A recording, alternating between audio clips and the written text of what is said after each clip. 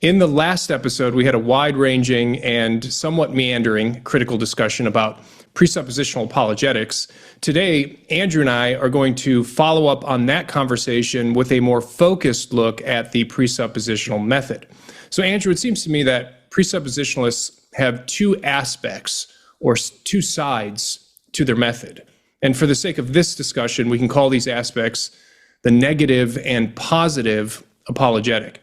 Their negative apologetic is largely deconstructive. It involves showing a person that their non-Christian worldview is ultimately inconsistent or even incoherent.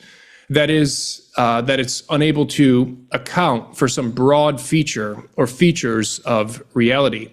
And here, presuppositionalists, it seems to me, like to focus on those aspects of reality that are related to human cognition and rationality in particular. So things like reason and logic and intelligibility. And this is all well and good. And I actually think that some of them do a very good job here. The late Greg Bahnsen, for example, who was a student of Van Til's, was really skilled at this in live debate settings. But of course, the problem here is that this kind of negative apologetic is not at all unique to presuppositionalism. That is, it doesn't distinguish presuppositional apologetics as a method. And this is because pointing out the problems or inconsistencies with non-theistic conceptual schemes has always been a staple, has always been a part of the classical method of apologetics. So when presuppositionalists engage in their negative or deconstructive apologetic, they are to that extent doing classical apologetics. So I'd like us to turn to consider their positive side, the positive side to their apologetic. But before I do that, do you have any thoughts on what I'm calling this negative aspect of the presuppositional method? And do you agree that when they actually get to doing this deconstructive apologetic, they're pretty much just doing classical apologetics? Yeah, so in terms of the negative side as well, I think it's kind of, for me, difficult to distinguish. I fully agree with you. There's the two sides of it, but they're really two sides of the same coin, and I don't know how you can throw away one side of the coin without throwing away the other. Because the method that they use usually for this negative side, yes, there's a whole lot of logical, back and forth and whatnot, but there's kind of a selective use of logical fallacies, for example. And this will show up a little bit later when we're talking directly about the transcendental argument. But a lot of the negative sort of, like you said, deconstructive elements to it are when they'll, for example, Scott Oliphant on page 24 of this book, Covenantal Apologetics, he'll argue that, everybody reasons circularly, and that's not a problem. And so, he moves on from there. He's doing that because he's saying, of course I reason circularly about the Christian worldview. And then he turns around on page 84 and he criticizes somebody else for using circular reasoning. And so there's a little bit of like I would say, inconsistent usage of a lot of these things. And, we'll get into why they don't think that it's so inconsistent. But the fact of the matter is that I think impacts the negative side of what they're doing, if for no other reason than because it's oftentimes, to me, looks more like nitpicking that's just inconsistent. So, yeah. All right. Well, if presuppositionalism is going to offer a distinctive and unique apologetic method, then I think it's going to have to be found in the positive case that they make for Christian theism. Because like I said, when it comes to making that negative deconstructive case, they're just doing what classical apologists do. And indeed, I think we do find something distinctive, at least being claimed here by the presuppositionalists. And when it comes to demonstrating the truth of Christian theism, for example, Cornelius Van Til, who is the father of the presuppositional method, insists that there is but one and only one proof that can be given. And that proof is what he calls the transcendental argument. And this is where I want us to focus our attention today. So let's start off by unpacking this notion of a transcendental argument. Andrew, let me kick this to you. Can you talk to us about the nature of a transcendental argument in general?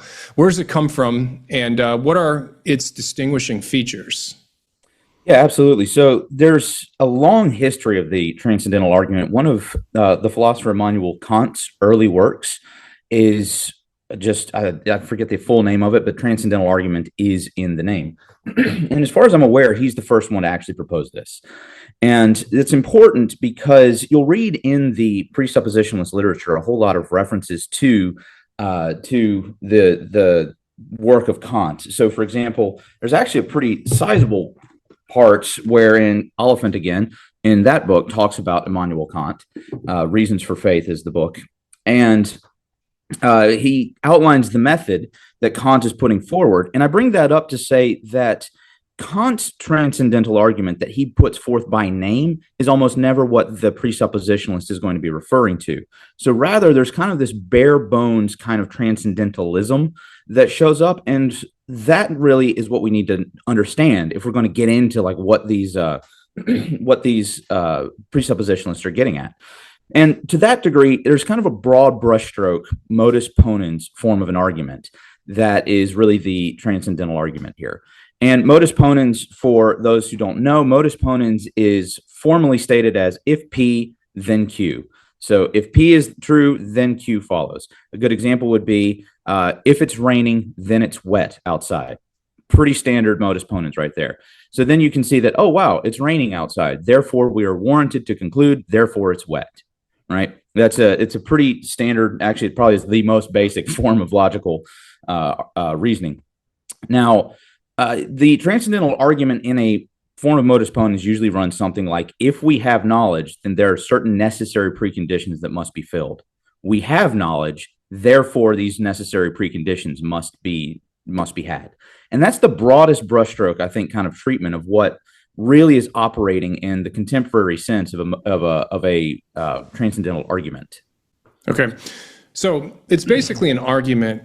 Let me know what you think about this. It's an argument that starts with a premise about experience or knowledge, and then it argues for a necessary condition that makes that experience or knowledge possible. Yeah. I like the the Stanford Encyclopedia of Philosophy definition. They write this. They say transcendental arguments are taken to be distinctive in involving a certain sort of claim, namely that X is a necessary condition for the possibility of Y, where then, given that Y is the case, it logically follows that X must be the case too. Again, that's from the Stanford Encyclopedia of Philosophy. And then James Anderson, he's a professor at RTS, right? RTS Charlotte. RTS Charlotte. Okay, so he's close to you there. Oh, yeah. He describes a transcendental argument in his paper, If Knowledge Then God. He describes it this way. He says, transcendental arguments purport to uncover what must be the case, or alternatively, what we must take to be the case, in order for various kinds of intentional operation. And here he's talking about individuating, predicating, perceiving, knowing, to be possible. So that's Anderson's definition of a transcendental argument.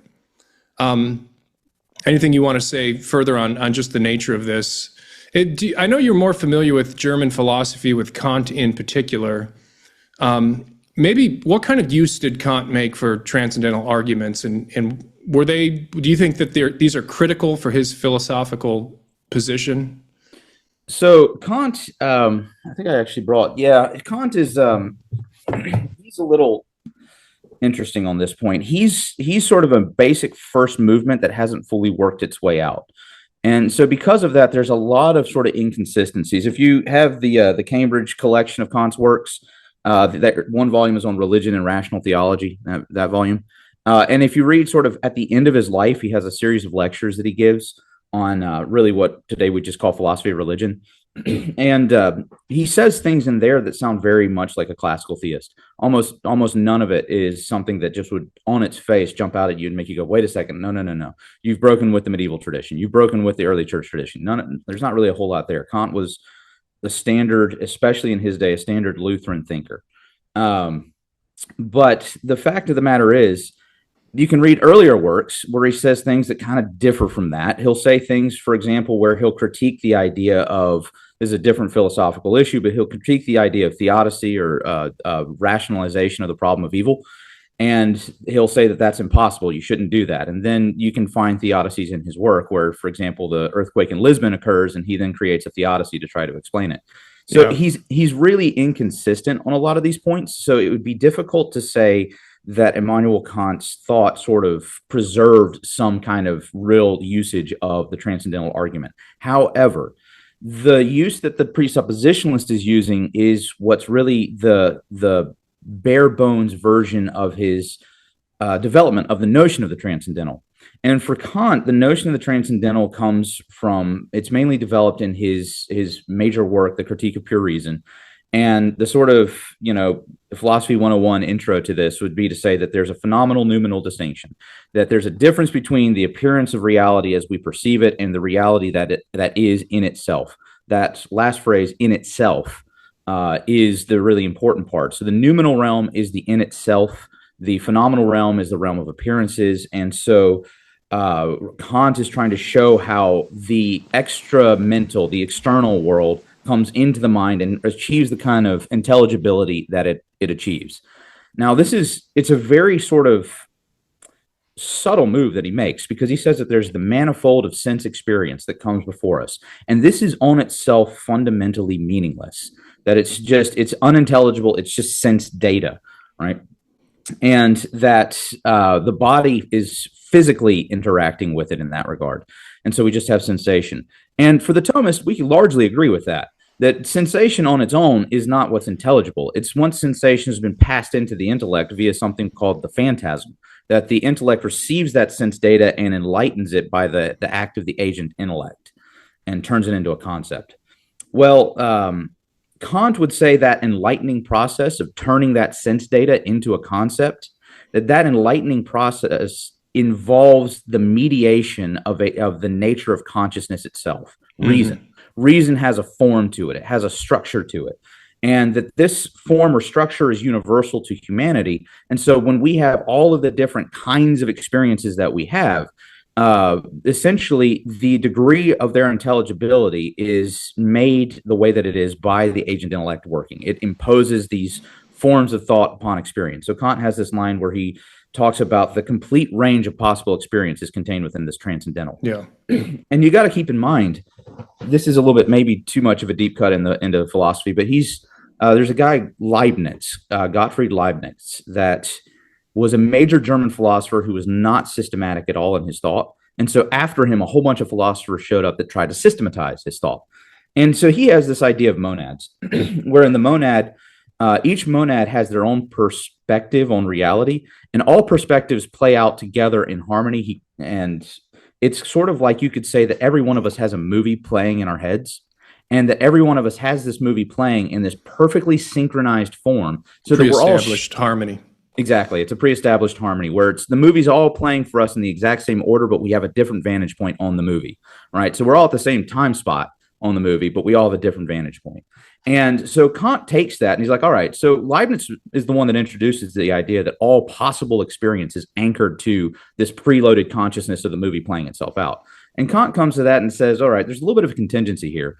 And so the contingency is precisely we don't know what sense experience is going to come our way, but still the range of its intelligibility is preloaded into the mind. So, so there's only a certain amount of kind of intelligible experiences that could be generated by the intellect. So the ground of all possible intelligibility is preloaded in this transcendental schematic that just imprints itself on sensory experience as we go on. So the transcendental argument comes from Kant, and then it's taken up by Van Til. And there's a certain twist that's put on it by presuppositionalists. The problem here is that, as far as I'm aware, and as far as I've heard others, like, again, James Anderson, who's trying to defend Van Til in the transcendental argument in this paper that he writes, Van Til himself never really formulated the transcendental argument, like in a philosophically rigorous way. So all we're left with are statements that he makes about it, claims that he makes about it. For example, James Anderson tells us that there's 3 distinct claims that he makes about a presuppositional transcendental argument. And here I'm talking about he being Van Til. The first is that there is only one argument. So whatever this argument is, it's one argument that is the transcendental argument. Number 2, he says that the one argument gets us all the way to Christian theism in particular, not just to a generic theism. And finally, that this one argument yields to a certain conclusion, not just a probable conclusion. So these are some serious claims. And again, the problem is we're never given that argument by Van Til himself. A quote that I think comes closest is in The Defense of the Faith on page 298, where Van Til writes this. He says, "The best, the only, the absolutely certain proof of the truth of Christianity is that unless its truth be presupposed, there is no proof of anything. Christianity is proved as being the very foundation of the idea of proof itself," end quote. Again, that's in The Defense of the Faith on page 298. So that's the best that I can do, Andrew. Were you able to find anything in Van Til where he comes closer than that to describing exactly or to formulating the transcendental argument that he has in mind? No, he repeats more or less that exact same idea in a number of different places, that exact same phrasing. So in the edition I got, I think this is like 2011, K. Scott Oliphant's the editor, but you've got like that edition. Page 125 to 126, he says essentially the same thing. And then you have various statements in this book, A Christian Theory of Knowledge, to the same effect. And he always states it in that kind of informal way that also seems to be drawing a conclusion from things that he's been saying up until this point. And a lot of times, for example, in this one, he's citing either theoretical interlocutors or somebody who he's actually had a debate with. So if you've read The Defense of the Faith, he opens up with this long sort of response to a whole bunch of people that he's debating and that he sort of has arguments within the Reformed tradition. And he continually interacts with these people, and he deploys this variation, like these statements about the transcendental argument, as a response to them, as if this is just the conclusion that we need to draw. And again, as if it's bringing everything together. And yet he really hasn't he definitely hasn't formalized it, and he's barely developed, if at all, the ideas that he's bringing to a conclusion. So you're never going to find, I think, something more concrete than that. Yeah. So it seems to me, the basic argument is, in order to account for rationality or intelligibility or logic or reasoning, we must presuppose the truth of Christian theism. It seems to me that's the heart of the claim. Yeah. Well, to quote him on page 272 here, he says, "Unless a man presuppose the God and the Christ of the Scriptures, he cannot identify himself, nor any fact of this world, or even relate any fact to any other fact. Predication is meaningless except upon the presupposition of the truth of Christianity. The unbeliever can intellectually understand, or cannot. No, the unbeliever can intellectually understand this. It is the task of the Christian apologist to present the absolute contrast between predication carried forth upon Christian premises and the predication carried forth upon the premise of human autonomy." So, okay, good. Yeah, another statement to the same effect. Yeah. All right. So, that's kind of the best we can do to kind of just introduce the Van Tilian presuppositional argument, or the presuppositional transcendental argument. You sent me a paper from James Anderson, If Knowledge Then God, where Anderson tries to take these statements that these informal statements that Anderson makes throughout his writings, that Van Til makes throughout his writings, and then he tries to use them to then offer some various formulations of the argument. So at this point, let's turn to a critique. Let's talk about what's wrong with this supposed presuppositional transcendental argument, or the method of transcendental argumentation. So what are your thoughts on this, Andrew? If you had to critique this, what do you see as the main issues here? Well, so there's a lot of it's kind of hard to distill it into just a few points. So one of the leading points is something we actually talked about last week, which is there's a kind of profound ambiguity in terms of what precisely is having to be presupposed. The quote that I read here, it is simultaneously the God of Scripture and also Scripture, and you see that repeatedly. And there's also the language. So Anderson, for example, in that article, it's a fantastic article. Again, it's available on his website. You can get it, a pre-published version of it there. I think you can find a published PDF version online as well. I'll link the article in the description of this video as well, if anyone's interested in grabbing it themselves. Yeah, it's well worth your time if you want to understand this. It's probably about the clearest I've ever seen this presented. He's a really good scholar there. So the thing is, he's trying to, in that paper, synthesize the work of Alvin Plantinga, probably the goat of Christian analytic philosophy, for better or worse. And so Plantinga is not exactly a presup. He has, I think, to my knowledge, 2 references to Van Til that just kind of say that Van Til went too far. And but he's still saying, though, I think he still recognizes himself as being largely in the same lineage. And so for Plantinga, he puts forth what's called a noetic structure. And a noetic structure is composed of sort of propositions stacked hierarchically. It's a system of propositions, if you will. And these propositions, a proposition is, like the claim if P then Q, something like that, right? Like a proposition is a logical statement claiming about the truth, right? And so you have a system of propositions that are woven together into this noetic structure that he calls it. And certain propositions are more fundamental than others. And the most fundamental propositions are what he calls properly basic propositions. But nevertheless, these are still propositions. So if we're talking about the ground of our understanding in a Plantingian sense, then what we're talking about are propositions. Now, if you're talking about a transcendental, in the Kantian sense, which is an important thing to bring up because Van Til is writing prior to Plantinga for the most part. And Van Til seems to be, he's explicitly referring to sort of this Kantian kind of language, this Kantian notion of a transcendental. That is a precondition of intelligibility. That's not a proposition as a ground of intelligibility. It's a grounding precondition of intelligibility. So the difference would be that a proposition is already intelligible, right? And so you would have already taken certain already intelligized propositions as your ground as properly basic in a Plantingian sense. Van Til wants to go back even further to say, well, what's the ground of intelligibility as such, which is going to be grounded in this transcendental framework of the understanding.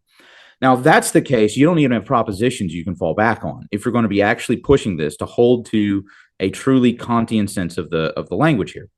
And you'll hear presuppositionalists, including Van Til, kind of all over the place. Sometimes they seem like they're talking about propositions. Sometimes they seem like they're talking about the grounds of intelligibility, as such.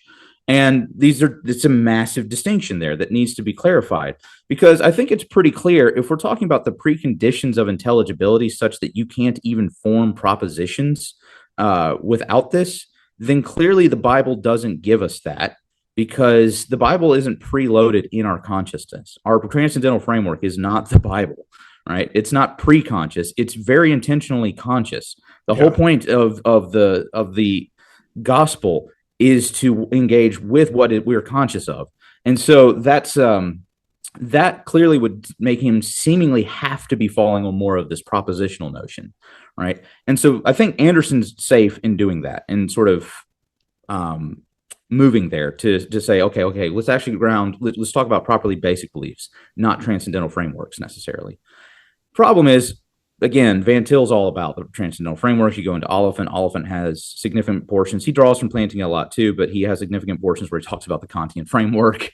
You know, so it's a common thing. So what's really going on is you could say that we have this this blockage, if you will, in our consciousness, whether it be in our ability to make sense of things via the transcendental framework, or whether it be our inclusion of bad propositions in our lines of reasoning that are produced by our rebellious autonomy against God. And so the presuppositionalist is committed to the idea that we have, this is part of the negative deal that you were talking about earlier, is committed to the idea that you have adopted a whole bunch of wrong ways of thinking that are in rebellion with God. These are what we adopt via our autonomy or our freedom. And so we just simply do not presuppose the Christian worldview, but rather presuppose something that goes contrary to it. And so the commitment is that every single other belief will therefore necessarily end up in some logical problem. The transcendental argument says because we have the proper ground, the only possible ground, as Van Til is fond of saying, the only possible ground of this intelligibility, we're the only ones that can give not just true statements, but an account of our true statements. And within that, again, the ambiguity of the first part I need to be clarified, because if it's in the transcendental sense, if sin, the noetic effects of sin are affecting us in the transcendental sense, the gospel cannot fix that because I can't even read the gospel if that's right. The case. Because nothing could be intelligible. So then, of course, you have to have this invention called common grace. I find it kind of this might be a controversial thing to say, but I find it to be a notion that's conspicuously not present in the early reformers and kind of shows up with the emergence of this guy, Abram Kuyper. Abram Kuyper actually takes this all the way. And here's where probably my biggest problem with the whole line of reasoning is, and this gets carried all the way through to Van Til. Abram Kuyper on page 55 of this book, Wisdom and Wonder, writes that, no, the actual darkening of sin lies in something else entirely. Because he's been entertaining the idea of sort of the moral darkening of sin. And he wants to shift to an epistemological darkening. He says, sin's darkening lies in this, that we lost the gift of grasping the true context, the proper coherence, the systematic integration of all things.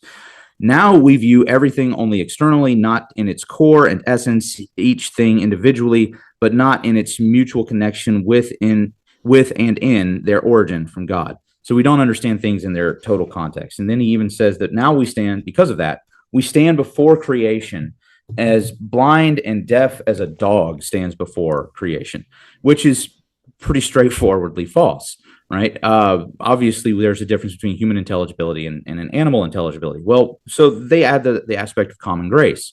There has to be we have a general sense of intelligibility, and that's just sort of like, I guess you could say, a gracious infusing in my consciousness a certain amount of the Christian worldview that allows me to be able to have just enough intelligibility here.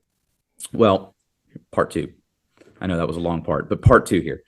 So the next part is with this that must be presupposed. Is it the Trinity? Is it the Christian worldview? What precisely? Before you get to that, I'm just reflecting on part one.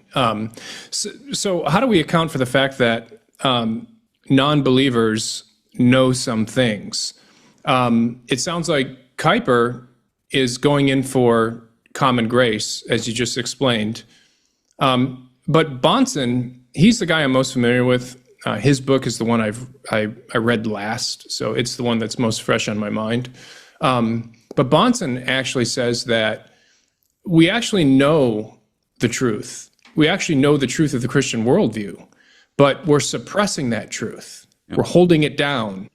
And so when we come up for air, when we're able to have what seems to be genuine knowledge of reality, when we're able to do mathematics, when we're able to do physics and biology and whatnot, Bahnsen says it's because we are subconsciously borrowing from that knowledge that we're suppressing. So it's interesting as you're talking about this notion of common grace.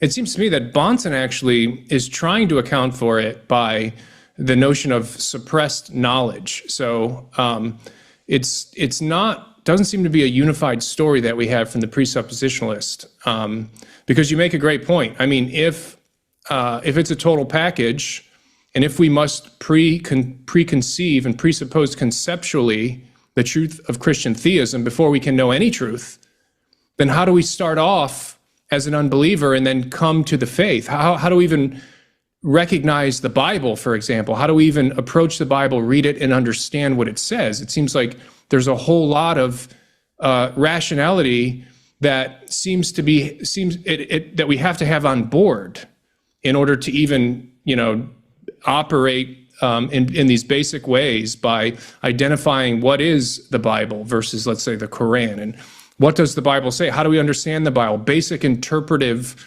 skills that we bring to the text. So what you're saying there about common grace, I think, is really, really important, because there has to be some story that we tell that allows the unbeliever to transition worldviews. And it seems like in order to do that, we've got to already have some rational capacities that are trustworthy. And I think you're 100% right there. So I would just point to a distinction between someone like Kuyper, apparently, who leans on common grace, and another guy like Bahnsen, who's leading on the idea of suppressed knowledge. So there has to be some account, basically, for how it is that unbelievers apparently have enough rationality to be able to consider the Christian worldview in the first place and even approach the text of Scripture. So I think that's a point well made. Appreciate it. And they appeal to the image of God, the notion of the image of God here. So the image of God is marred, it's not gone, right? It's not completely removed. One thing I do want to bring up about that, this is kind of a little bit of a bugbear for me, but the image of God doesn't necessarily mean, in Christian tradition, has not historically always meant our rational faculties. That's kind of more of a Augustinian type idea, and I don't want to bash Augustine at all here, but it also very likely meant, at a minimum, at least the additional element of it was that it meant sort of the authority of God to rule, which is not necessarily to say that it's the same as the consciousness of God. And so there's a huge link here. Anderson quotes Van Til, I forget which book, in the opening, I think it's the very opening page, maybe first 2 pages of his article, where Van Til literally says that, and he says this actually a number of places, that really the problem is we cannot possess complete comprehensive knowledge of all things, so therefore we need God to understand all things and explain it to us. And there's, as I've mentioned before, there's sort of an equation between God's understanding and human understanding. God's is just more comprehensive. And historically, theologically, that's not the right way to measure this. And usually the image of God is invoked to sort of blur the lines between human and divine consciousness.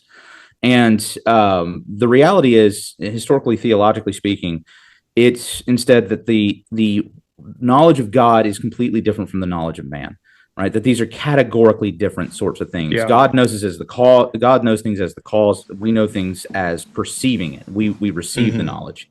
And this isn't just the facts, I guess you could say, to speak in a way that I'm a little bit uncomfortable with it, but the facts that we perceive are not even perceived in the same kind of categorical way. In a way, you could say by analogy, and I used this example last week, so I think it's just useful to understand what's going on here. So if I say, Anthony, that I know you, and I also say that my dog knows you, right? These are both true statements. The clear statement, though, clear point is that we don't know you the same way. I know you in the way that's proper for me as a human. He knows you in the way that's proper for him as a dog, right? Yeah. But that's not to say that this knowledge is the same sort of thing. And it's not like I can just add the same quality of the dog's knowledge until I finally build up to human knowledge, right? It's not like it's not a quantitative difference. It's a qualitative difference. And it's the same thing between us and God's knowledge. It's not that we can just add human understanding to reach this totalizing point of absolution, and then that's the understanding of God. Coincidentally, that is the idea of a lot of the German idealists. Mm-hmm. And so and these are the guys that were constantly teetering on the brink of pantheism. Van Til's not a pantheist, but that's the problem already, is that human consciousness and divine consciousness are radically different things, qualitatively different. To use Kierkegaard's phrase, they are infinitely qualitatively different, right? So this is a huge point that needs to be stressed, because it's not just that God understands everything, and so therefore he's the necessary precondition for intelligibility in that regard. It's rather, even if he does understand everything, which he does, spoiler alert, but even if he does understand everything, that does nothing for human consciousness. It doesn't help us.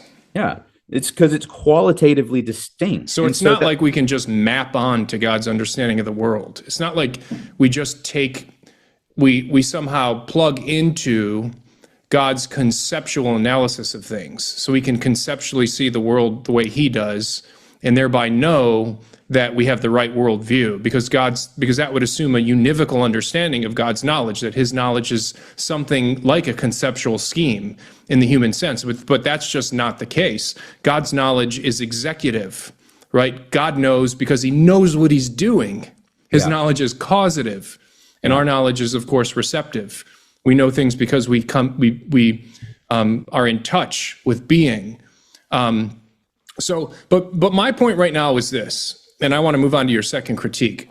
But my point is this: no matter how we explain the knowledge that the unbeliever obviously has, right? No matter how we explain it, whether it's because the unbeliever is in God's image, or because there's common grace, or because the unbeliever has suppressed knowledge, no matter how we explain it, it seems to me that as long as there's something there, some touch point, then we have some kind of a common ground.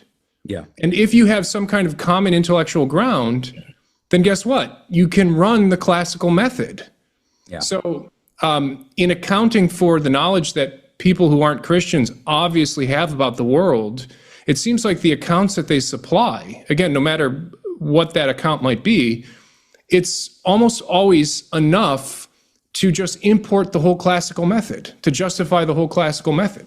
Because the only way you can preclude the classical method of apologetics is to argue that each of our worldviews are utterly incommensurable, right? That there is no overlap and that there is no common ground.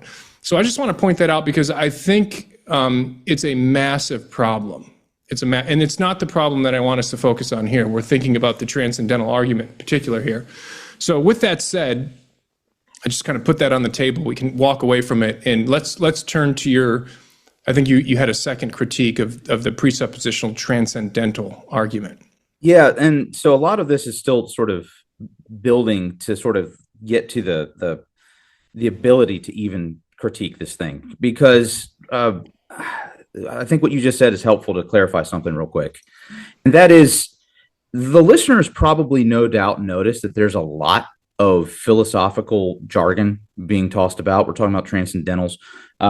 K. Scott Oliphant in his commentary on, I believe, the Defense of the Faith in here makes the remark that, or in his footnotes, he makes the remark that Van Til is trying to take the theology of Calvin and translate it into the language of Hegel, for example. And one thing on that before I go, well, two things. Why would anyone want to do that? Hey, I love it, man. Come on. I love Hegel. Come on. But anyway, the thing is, there's terms like the absolute that get thrown around. Now, Aquinas will use a term like absolute somewhat sparingly, but you can find it in Aquinas's works. You can find, I would guess you could find it in Calvin, but it doesn't show up with the same kind of prominence until sort of this 20th century time, with Van Til and whatnot.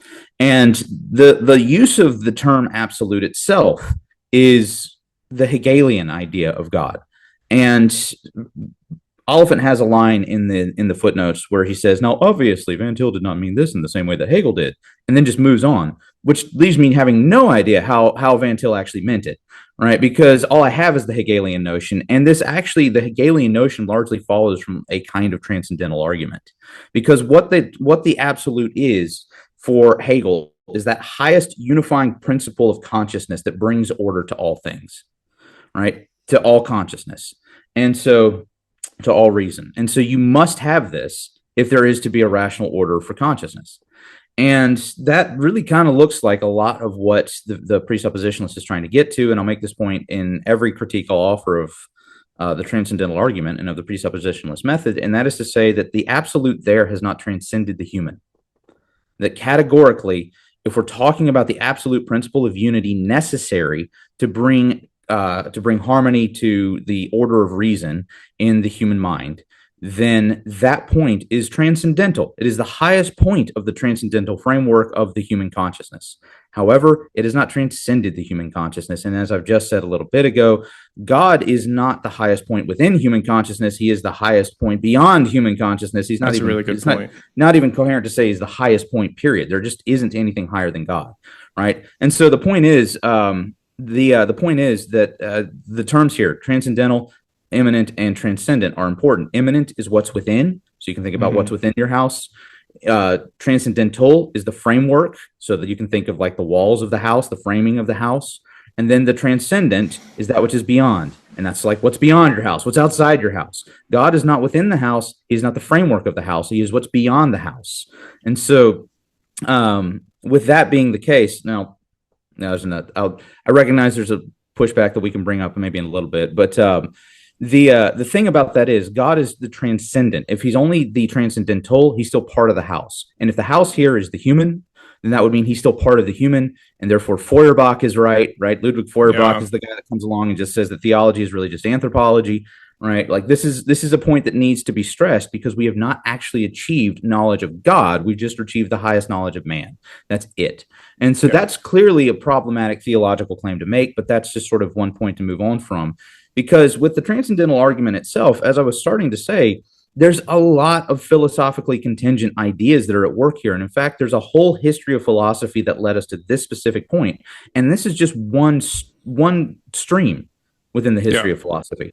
Basically, you start with Kant and you wind up here. And there's a Kantian influenced, really, you kind of could start with Descartes, because certainty is the issue that he introduces. And the transcendental argument is saying that knowledge is not possible if we can't have certainty about these things, because it's refuting the skeptic and the uncertainty that comes from the skeptic. Well, that's a Cartesian. That's introduced by Descartes. That kind of an idea. The medievals aren't really concerned with that, right? In fact, the ancients aren't really concerned with that. Nobody's really concerned with that until Descartes. And then that issue of certainty pushes everybody until Kant comes up with his idea.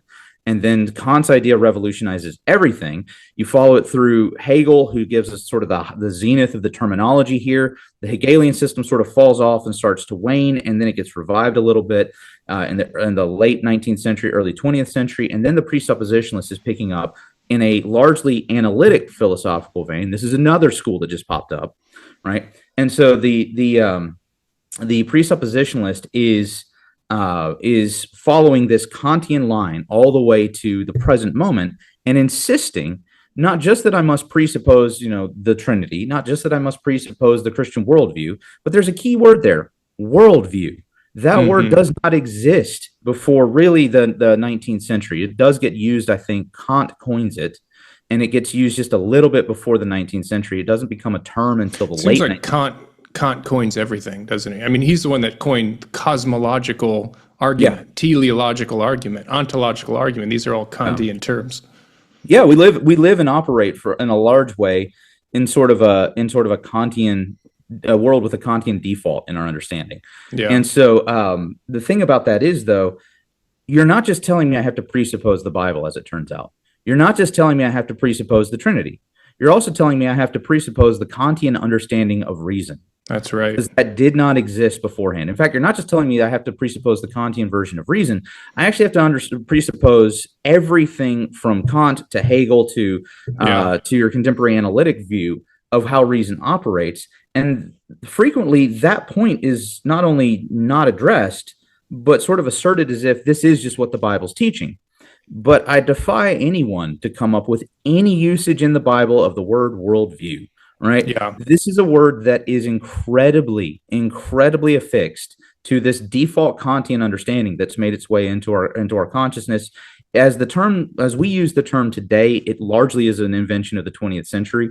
It's building off of what the German historicists, which were opposed to Hegelian movement. I'm not trying to say Van Til's a Marxist, but Marx is one of these kind of guys influenced by the German historicists as well. You can see about like historical materialism being a variation of this, right? Mm-hmm. And so like the German historicists are this tradition that follows Hegel, that really make a whole lot of worldviews, because what they're pointing at is that reason evolves over time. For Kant, reason is this fixed structure. And then Hegel recognizes that, hey, reason actually evolves over time. And so he has this theory of consciousness growing into its perfection. And so then the historicists come along and say, well, it's not growing into its perfection. It's just changing, right? And so the term worldview then gets affixed to this idea of this German historicist change. So worldview is just like, what did they believe about the world in this moment? What did they believe about the world in this moment? And so that's where the word shows up. And today, it gets flippantly assumed, oftentimes used in an almost meaningless way, because we just throw it about so casually. But it's a default point that you don't find it in Calvin. You don't find it in the early church. You certainly don't find it in the scriptures. And it's affixed to an epistemological system that don't tell me I have to presuppose this entire epistemological system that didn't come about and certainly wasn't even popular until the beginning of the 19th century. Yeah, right? Like, that's it. I'm sorry, go ahead. No, go ahead. I was done. I was just going to say that's a great point. It's not just Christian theism that we have to presuppose, it seems, if we're going to run a presuppositionalist apologetic method. We have to presuppose a whole philosophical system that, as you're pointing out, is modern in terms of its characteristic, and it's especially Kantian or post-Kantian. And it's like I said in our last conversation, it seems to me that there is a deep link between anti-realism and presuppositionalism. Yeah. That you cannot take on board a philosophical realism, certainly not a scholastic or classical realism, and push these claims through as a presuppositionalist. It seems like you have to be an anti-realist of some sort, even an idealist or transcendental idealist like Immanuel Kant. So those are great points. So let me tell you, I have two criticisms here that in some ways will supplement the criticisms that you just gave us. So I have two problems basically with the presuppositional transcendental argument. My first problem is that it really has yet to be formulated in a way that distinguishes it from the classical approach. And if you remember, this is the same complaint I have with the negative apologetic within the presuppositional method, that every time it gets formulated, every time someone's actually out there trying to make this argument, it's always just part and parcel of a classical argument or of the classical approach. Because you can't just take any old transcendental argument off the shelf and argue for God using it and then claim that it's presuppositionalist. What the presuppositionalist needs is a version of the argument that explicitly argues for the conceptual presupposition of Christian theism as the necessary precondition of knowledge. That is to say, we need an argument here in which Christian theism is the epistemological precondition for the possibility of X, and not merely that Christian theism is the ontological precondition for the possibility of X. There's a difference between these two kinds of arguments. They both can be labeled transcendental, but there's a fundamental difference between them. Arguing that God is the ontological precondition for the possibility of X is just part and parcel of the classical method, broadly speaking, where God is posited as the ultimate explanation or as the ultimate account for some broad feature of reality that cannot explain or account for itself. This is just the classical method. In other words, it's not enough for the presuppositional apologist to argue that the existence of God is the necessary precondition for the possibility of rationality. That's just the classical method.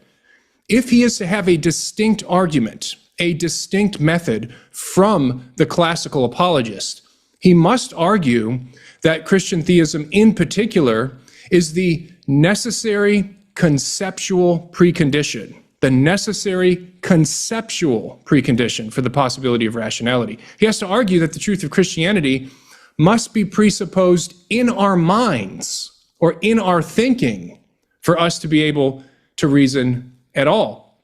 And I have never encountered this argument. As far as I'm aware, no one's even has been able to formulate that argument. Van Til certainly never formulates that argument.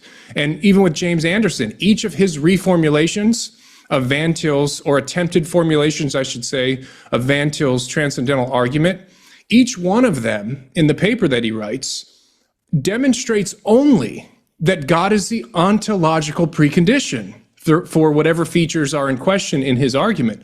It does not demonstrate in any of his arguments that God is the epistemological precondition for X, whatever X may be that you're arguing for. Does that make sense, Andrew? I feel like this is a glaring problem, and so often I think that the confusion among presuppositionalists always boils down to the distinction between ontology and epistemology. If you're going to give an argument that's truly and uniquely presuppositional in nature, you have to argue for the epistemological precondition. You have to argue that we have to, in our minds, take on some kind of conceptual scheme in order to even be rational, in order to do logic, in order to reason, in order for there to be intelligibility. You can't just argue that God is the precondition for intelligibility or rational. There's a difference. One's ontological, one's epistemological. And even if you're using something that's called the transcendental argument, but at the end of the day, it's making an ontological claim, then you are not giving a presuppositional transcendental argument. You're just giving some form, some version of a classical argument. That is that's what I see as the biggest criticism of this notion of a transcendental argument. What do you think about that? No, I think that's pretty good. I think that's a pretty knockdown. I would argue. I'm biased, of course, but I would argue that's a pretty solid takedown. The listener hasn't probably read Anderson's article yet. So just to throw this out there for them, he gives 4 different formulations for it. And out of the 4, 3, if I remember, don't even mention the Trinity. That it only one does. Yeah, and that's the first of the 4. And so they end with this shows theism to be the case, to your point, right? And the one that says that the Trinity must be the case, I would argue, to further back up your point, pretty well fails on that level too. And this is really kind of telling. Anderson wrote a really good book on what is it, Paradox in Christian Belief, I think is the name of it. It was his second dissertation, because he's a double doctor. But it was his. I did not know that. So what is he's PhD and philosophy and a theology degree? Yep, he did his second PhD at the University of Edinburgh. I think his first one was in something like mathematics or something. He's or computer science or something. It's his, I'm pretty sure he's a 2 PhD guy. So clearly a smart guy. Yeah, brilliant dude. But he on a personal level, really great guy too. But his formulation, I'll just read out the formulation that he gives in the paper to deduce the Trinity, and then I'll mention why this utterly fails. He says that 1, the ontology of premise 1, the ontology of the universe is such that A, unity is the ultimate principle, B, plurality is the ultimate principle, or C, unity and plurality are the ultimate principles. Now, keep in mind, A and B are mutually exclusive. So unity is the ultimate principle and it can't be plurality. B is that plurality is the ultimate principle and it can't be unity. Or C, unity and plurality are together, the co-ultimate principles. All right, that's the first premise. Premise 2, if A is the case, then knowledge is impossible, which is to say, if unity is the ultimate principle, then knowledge is impossible. I don't know exactly how that's the case, because I would think the classical theist is more or less saying that is the case because that's God right. is one. That's right. So then if B is the case, then knowledge is impossible. All right. These are just assertions. He doesn't argue for these. It's kind of taken on faith that the presuppositionalists will be able to show this. And then so premise 4, knowledge is not impossible. Ergo. 5, both unity and plurality, C, must be the case, right? And then so 6, only Christianity gives us that. Now, he doesn't say only the Christian Trinity gives us that. He says only Christianity gives us that. And that's where the premise 6 here, only Christianity gives us this, which is sort of the conclusion of the argument. What's implicit in that is that unity and plurality, that the Trinity is this unity and plurality. But as I noted last week, this fails on a couple of levels, but the main one is God is not one in multiple, God is one in 3. And if that is a little bit of an underwhelming response, there's a huge difference between a category and the things that are in the category. So I'm a human, but I am not humanity, right? So Anthony and I are 2 humans. We're not humanity, right? Mm-hmm. So the number 3 is an instance of the category of the multiple. It's not the category of multiple. God is not multiplicity as such. In fact, that would be heresy. Right. He is specifically 3, all right? And not only that, he's the unity and the multiplicity here, but he's the unity and the triunity. That's the Yeah, whole point. And so he's not the multiplicity per se. He is a specific instance of that, which is three. And if that's the case, then Christianity does not give us unity and multiplicity there. that's right.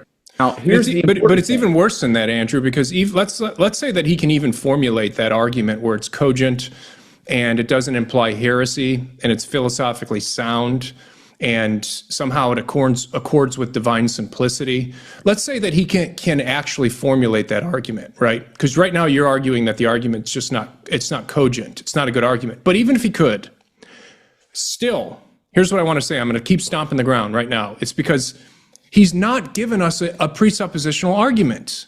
Yeah. This is not a transcendental argument that is presuppositional in nature. Why? Because he's arguing for some actual feature of reality, right? That you have unity and plurality. You have the one and the many.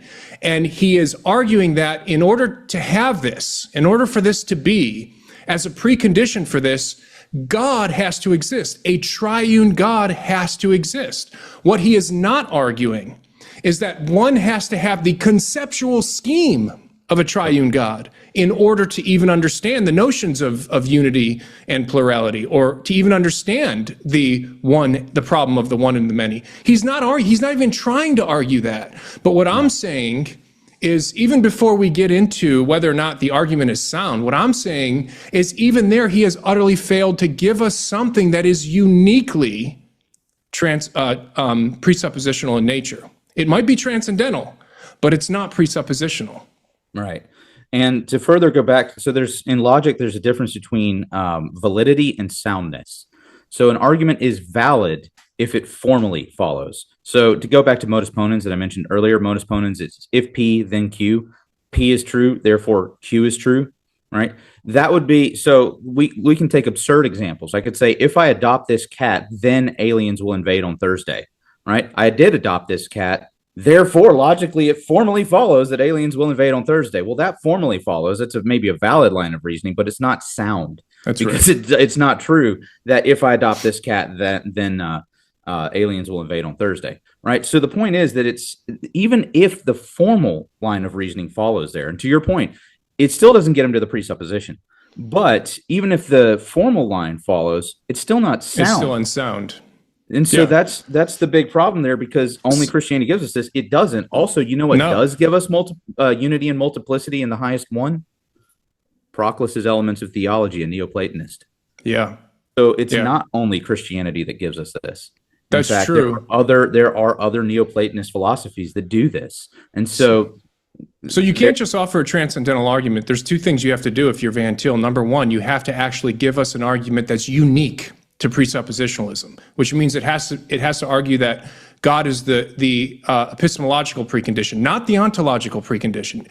But the second thing, as you're pointing out here, you have to give us a cogent argument that the Trinity is the conceptual presupposition. The Trinity is the conceptual presupposition for intelligibility or logic or what have you. So on both accounts, Anderson's attempt here fails on both accounts. He doesn't give us a unique argument that distinguishes it as a presuppositional argument, number one. Number two, he doesn't give us a cogent argument that one has to presuppose the existence of the triune God to account for the things he wants to account for. But there's a second criticism I have, Andrew, and just for the sake of time, let me throw it out there and so that we can react to this as well.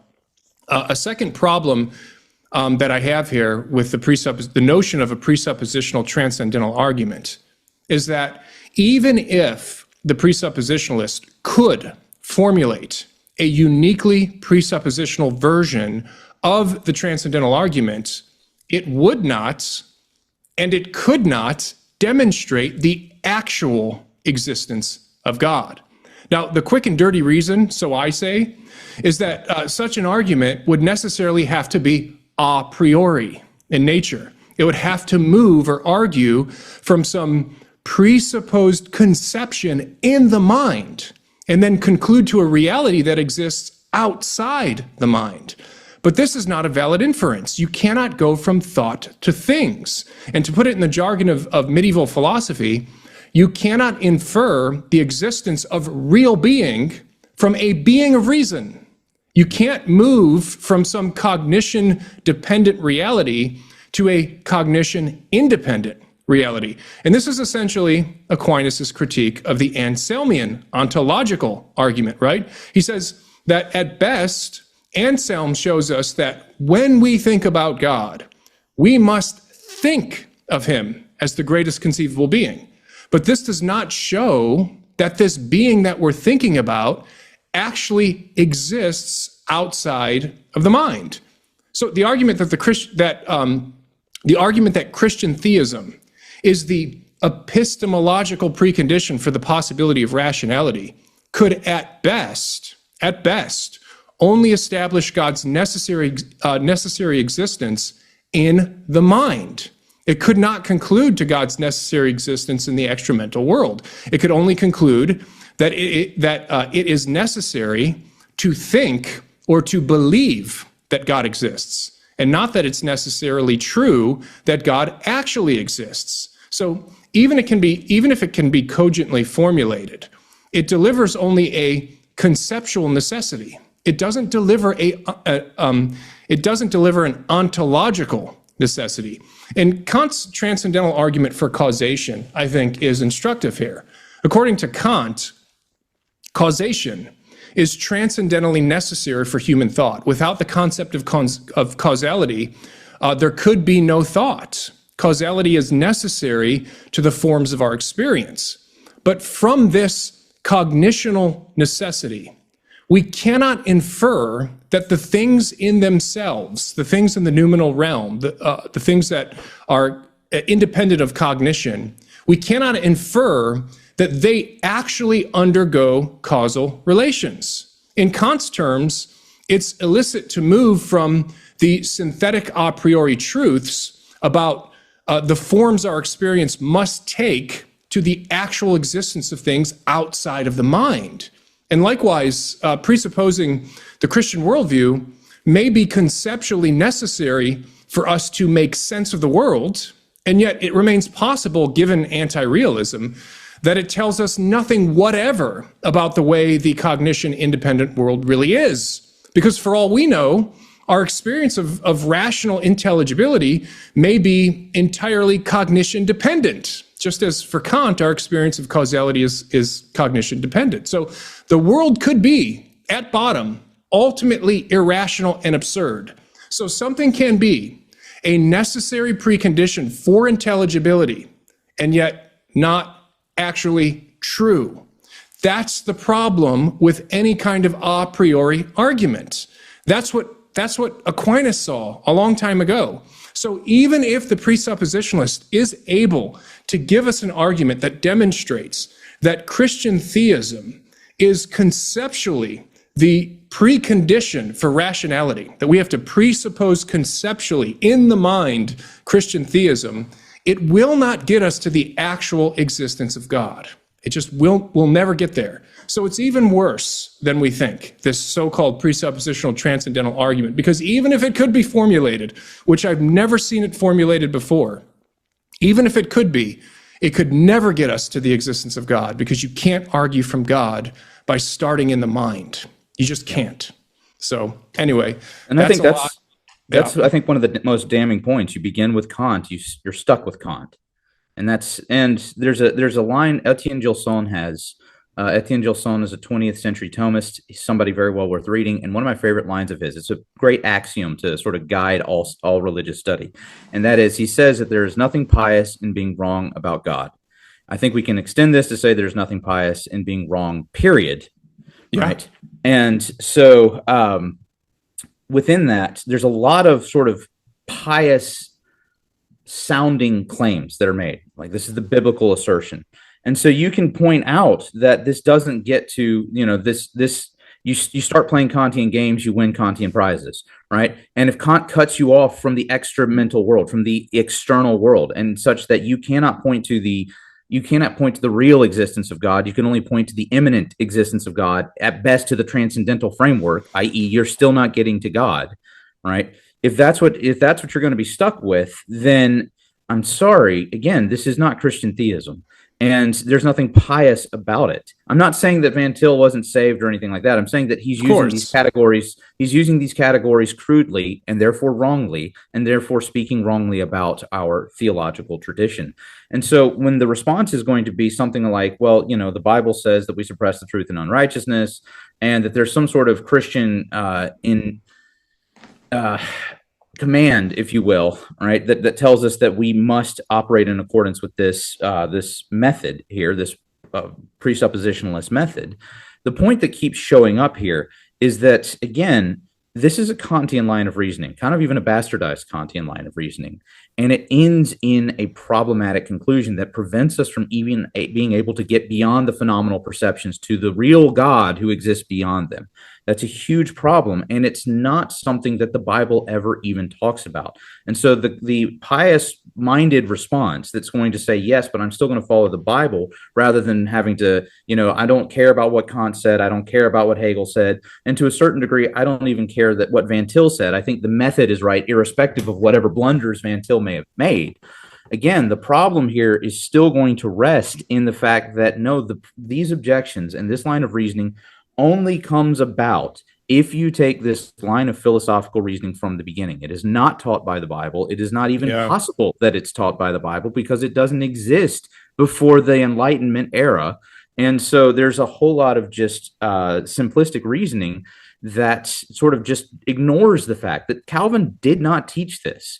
The early church did not teach this. They couldn't have taught this because they didn't have the vocabulary to teach this. They didn't have the conceptual schema, ironically enough, to teach this, right? And so to your point there, I think that is an incredibly profound point, because the idea of God only being sort of this necessary conceptual thing, the postmodernist actually has been dealing with this for now 60 years. And that's exactly where this leads if you don't actually just recognize that, no. There needs to be a transcendent, not merely transcendental proof for God.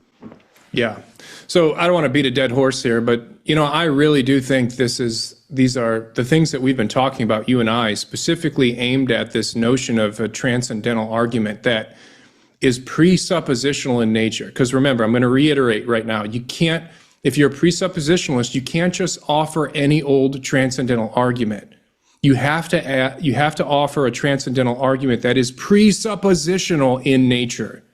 And that means we have to make an argument that Christian theism, Trinitarian theism, is the epistemological precondition for the possibility of X. That's what the argument has to look like. Not that God is the precondition for the possibility of X. Because classical theists believe that and argue that way too. That's part of the classical method. And then the second problem here that I think is just as devastating, because so the first we could just say is a failure on the part of any presuppositionalist actually making that argument, right? I've never seen the argument. I think Dr. Howe, Richard Howe, we had him on last time, he'll say the same thing. He's never actually seen this argument that Christian theism is the epistemological precondition for the possibility of X. He's never seen that argument. I've never seen that argument. I'm assuming you've never seen. Anderson doesn't give us that argument. Van Til doesn't give us that argument. Fine. If there's a presuppositionalist who does want to give us a distinctly presuppositional version of the transcendental argument, great. We'll look at it. Yeah, formalized. But there's a further problem, and that's the problem I just pointed out. If you are able to achieve that, then it's going to fail. It's going to fail because it's going to have to be a priori. You're going to have to start, by definition, for the presuppositionalist, you're going to have to start with some conceptual scheme in the mind. That's how that argument's going to have to run. It's going to have to start with something in the mind. But once you start in the mind, you can only end in the mind. You can't end outside of the mind to real being. And like I said, this is exactly what Aquinas saw with Anselm. Aquinas would have loved to have grabbed a hold of Anselm's argument if he thought it was legitimate, right? But he clearly saw this. You can't get to God if you start with premises that are only in your mind. If you're going to argue for God, you've got to argue from real being, right? If you want to end in real being, you've got to start in real being.